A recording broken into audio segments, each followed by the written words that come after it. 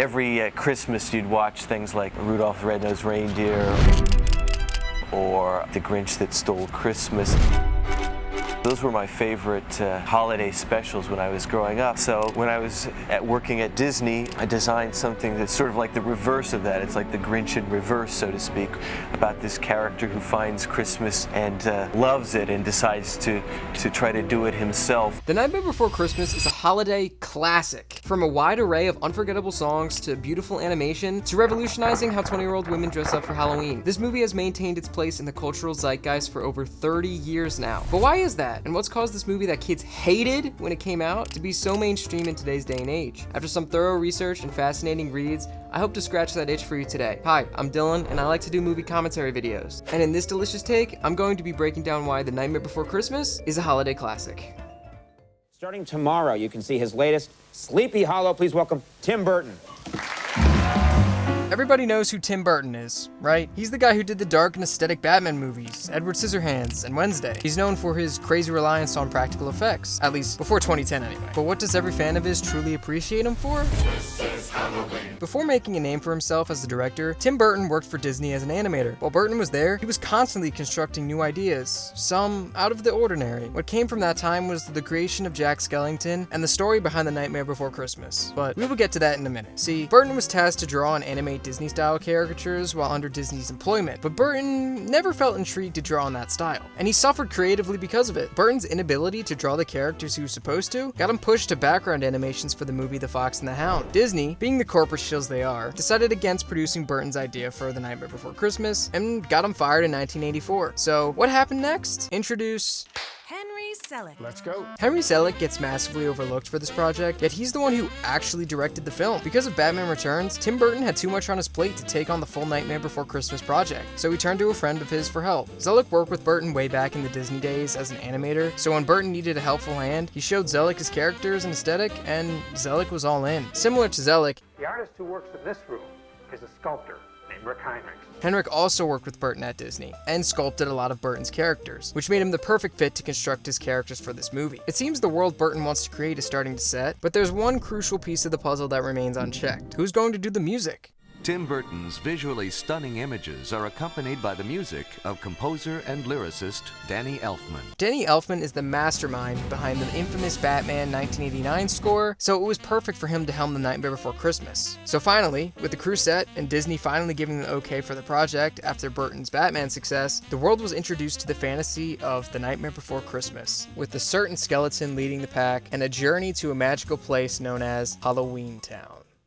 The Nightmare Before Christmas is a beautifully made animated adventure that truly lives up to its cult status. To illustrate why this movie is considered a holiday classic, I think I should explain what makes the film so good on its own, because that'll illustrate my point better as to why this movie is so mainstream as it is. To get it out of the way, the movie's animation is absolutely stunning to look at, and it holds up to this day. The fact this movie is 30 years old and looks better than most early 2000s movies and some 2010s animated movies is insane. Every frame looks and expresses such artistic passion that you can't help but be astounded as to how this movie was constructed. You can tell that an immense amount of work was put into every aspect of this movie, like how decrepit and horrifying Halloweentown looks, to making Christmastown so bright and endearing. It's something that anyone who watches will remember in the future. I love the character designs in this movie too, making everyone have their own unique look, like Jack's iconic design, the graveyard sequence, and all the Christmas decorations make this movie stand out amongst a sea of other simple animated features at the time. To clarify, I don't devalue the other iconic Disney animated films that came out in the 90s, but since Nightmare Before Christmas has such a distinctive style, it's helped to maintain its cultural significance with the world. Another significant part of why The Nightmare Before Christmas works is because of its distinctive musical numbers. As someone who's not a fan of musicals, this movie is actually excellent in that department. They're very catchy,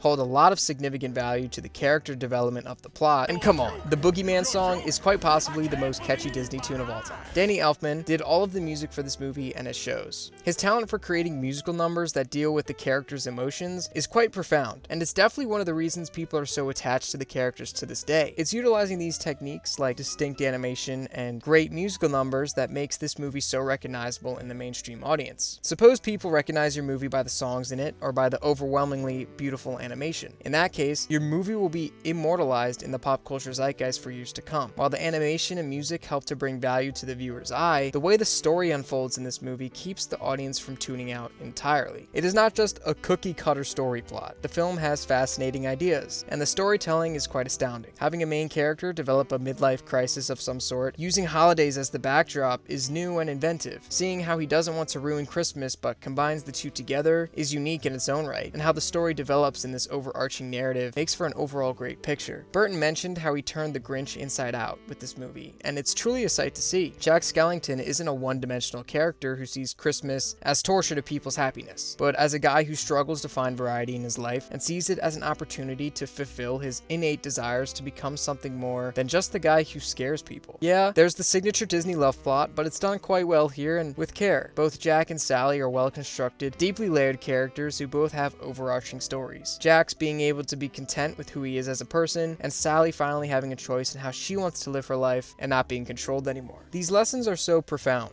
and not only are essential for kids to see, but it is something adults can appreciate as well. The ability this movie has to entertain but also pass lessons to children and adults is why this movie has lasted in the pop culture space for so long. Being able to appreciate the animation and fantastic music is excellent, but the storytelling and profound lessons that can be applied to children from adults are what makes this movie a holiday classic, and why this movie will still be remembered for 30 plus years to come. But although this movie had these things from the get-go, it didn't take off into the powerhouse phenom we know today until much after its release.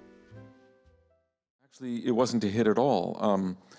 It did one preview before it opened, and I think from that preview, Disney basically learned there was no audience for this movie and kids hated it. At first, kids didn't appreciate the movie at all. The incredible music wasn't able to overtake the creepy animation style. It made them feel scared, seeing the grotesque aesthetic that is Tim Burton's style for Halloweentown. They put it in front of a bunch of kids that were expecting a Disney animation.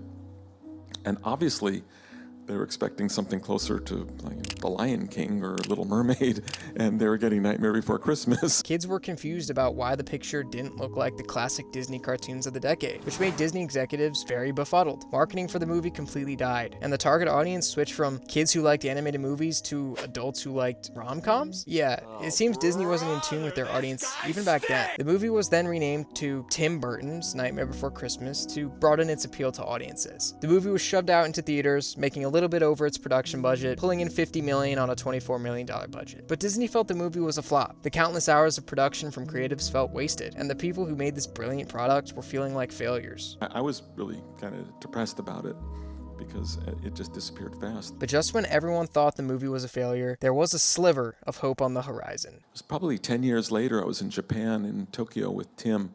We were doing promo for Charlie and the Chocolate Factory, and it was seeing Jack and Sally merchandising everywhere. And he was like, I'd never even seen any of this stuff. Japan finally noticed this masterpiece 10 years after its initial release. It seemed that everywhere around the globe, people were putting up Jack Skellington scarecrows or putting merchandise from the movie in stores. According to sales data, VHS and DVD rentals is what saved this movie from obscurity in the mid-2000s. Finally, after 10 plus years, Disney took control over the project and re-released the movie out into the world, fully marketing it to the proper audience this time, with every intention to push the movie into the hearts of millions. Merchandise for every character skyrocketed. Chains, toys, towels, t-shirts, jewelry, you name it, were bought off the shelves from wherever they were sold. While Disney may not have understood the cultural significance behind the movie when it first released, their help with pushing it out into the world for its second win fully solidified the movie's place into the cultural zeitgeist. And that is why the movie has lasted for so long. With all the pieces finally in place, a strong creative team, a fantastic product, and proper marketing, the movie finally reached its place into the hearts of millions and was shot back into the world for the mainstream audience to enjoy. And that is how, 30 years later, The Nightmare Before Christmas became a holiday classic. It's truly amazing how a movie like this was crafted and presented into the world. Going into this video, I had zero idea how painstakingly difficult it was for this team to work on this project, get it developed, who was a part of it, etc. I also think Henry Selick deserves way more attention. He directed the movie, but it's always been presented as Tim Burton's. And yes, he did create the story and characters, but Henry pushed the movie forward and directed the whole film. The characters in this movie are still so charming. the animation is beautiful, and the songs are a masterclass in catchy storytelling. I'm glad this movie had a second wind and was re-released into the world because I don't think I would have seen it if it didn't. This movie has impacted so many children's lives and has sparked numerous traditions to watch with families on Halloween or Christmas. Is this something you do with your family? Do you watch this movie during the holidays? If so, why do you think it's a holiday classic? Tell me below in the comments. Also, please hit that like button because YouTube will share this video out to more people if you do that. Also, hit that subscribe button as I'm trying to reach 1,000 subscribers before the end of the year, and I'm so certain we can do it. I love you all. I hope you guys enjoyed this video, and I'll see you soon with another one. Peace out.